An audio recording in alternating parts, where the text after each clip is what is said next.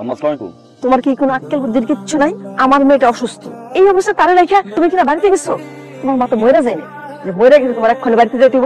শোনো, আমি যা বলি তুমি তাই করো। এক্ষুনি ঢাকায় বাবানের কাছে, তোমার মার কাছে তোমার থাকতেই পারো। জি। আমার কাছে ভালো না পাইছে এক সৌরভ ডাক্তার, এখন ডাক্তার ফার্মেসি বিলে হইছে আর তাহলে ওষুধ দেয়। আমি কালকে গেলাম ওরা ঢাকা দেবো, এখন চেক আপ টেক আপ যা আছে বড় ডাক্তার আমি দেখে দিচ্ছি। আরে এমন কিছু হয় নাই। আর ওই তুই ঢাকা দেওয়ার কথা বল, আমার ঢাকা দিতে ভালো লাগে না। আমি এখানে গেলে আরো আম্মা যা দিন থাকো, 2 দিন চেক আপটা করাও, ডাক্তারটা দেখাও, তারপর আসো। ওয়ালাইকুম সালাম। এই তোমার কি কোনো কাণ্ড জ্ঞান নাই? মেয়েটা ওর পোয়াতি, বাড়িতে একা, বাড়িতে জগায় একটা দুর্ঘটনা ঘটে। ওইসব বাদ দাও, ওইসব বাদ দাও, পরিবারের প্রতি দায়িত্ব কর্ম বাদ দাও, তাড়াতাড়ি তুমি ঢাকায় আসো। নিজের পরিবারের যত্ন নাও, কাণ্ড জ্ঞানের পরিচয় দাও, ঠিক আছে? আসছো তুমি? মায়ের শুভ আছে? আই দাও, না এসে পারছো মানে? কি শুরু করছো তুমি? এতদিন পরে আমি আমার মার কাছে গেছি না, তো মামার কল, মামির কল, খালার কল, বাবার কল, মায়ের কল। সমস্যাটা কি? সমস্যা কি বলতো একটু আমাকে বল না, সমস্যা কি? তুমি আমাকে এইরকম একটা সিচুয়েশনে রেখে তোমার বাড়িতে গেছো, তোমার কি মনে হয় আমার ফ্যামিলি মানুষ তোমাকে ফোন দিবে না? কোন সিচুয়েশন রেখে গেছে মারিয়া? তুমি কি 7 মাসের প্রেগনেন্ট নাকি 6 মাসের প্রেগনেন্ট? আর 3 মাস হলো তোমার মাত্র কনসিভ করছো তুমি। বলো না আমি কি সিচুয়েশন তোমাকে রাখছি, যা বলছো তাই তো করছি না। তাকে বাসা নিতে বলছো নিছি আমি, ফার্নিচার যা যা লাগবে, সুন্দর বাসা, এত সুন্দর বাসা, আর কোনো কিছু অভাব নেই। বাসা করছি না, করছি তো না। তো মামা আসছে, মামি আসছে, বাবা আসছে, আমার কোনো আপত্তি নেই খেতে। আমার মা আসছে, বাসা এত বড় একটা বাসা নিছি, সেই বাসার ভিতরে আমার মা এখন পর্যন্ত আসে নাই, অসুস্থ মহিলা সে। আমি গেছি একটা রাত আমার সাথে থাকতে, একটা রাত ফোনের গল্প। টেল মি ওয়ান থিং না, আমার সংসার, আমি বিয়ে করছি, আমি তো ব্যাচেলর না, ব্যাচেলর না, ব্যাচেলর না।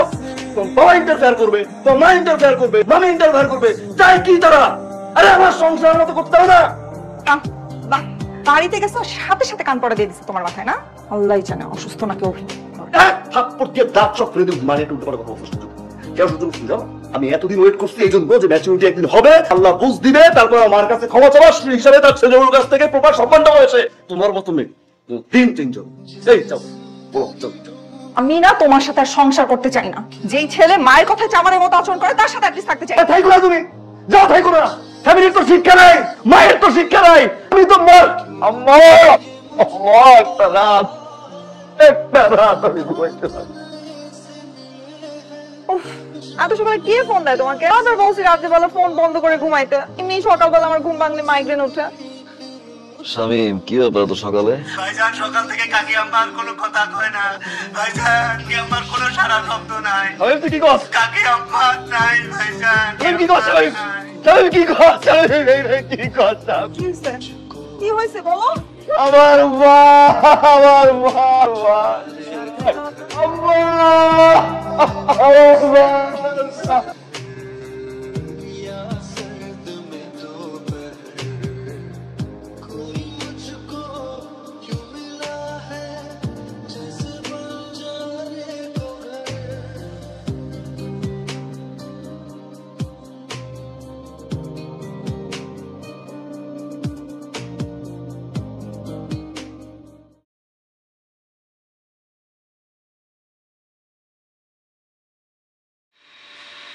হ্যালো ভিউয়ার্স, সবাই কেমন আছেন?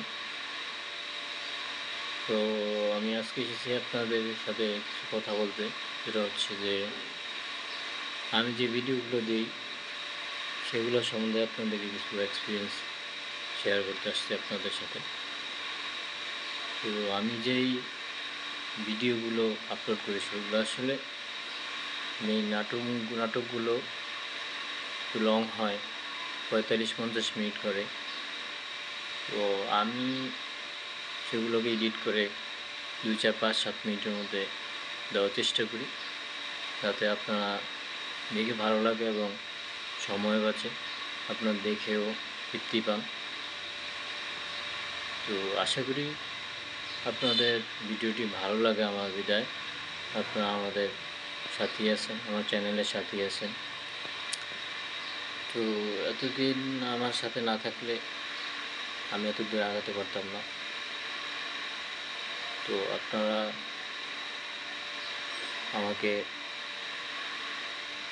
আমার ভিডিওগুলো দেখার কারণেই আমি আর নতুন নতুন ভিডিও নিয়ে আপনাদের সামনে আসতে পারি। তো সামনের দিনগুলো এভাবেই থাকবেন আমার পাশে। আর নতুন করে দেখা করে সুযোগ করে দিবেন। আর নতুন যারা আছেন তারা ভিডিওটি দেখবেন এবং চ্যানেলটি সাবস্ক্রাইব করে পাশে থাকবেন, যাতে নতুন কোনো ভিডিও আসলে সেগুলো খুব তাড়াতাড়ি দেখতে পারেন। তো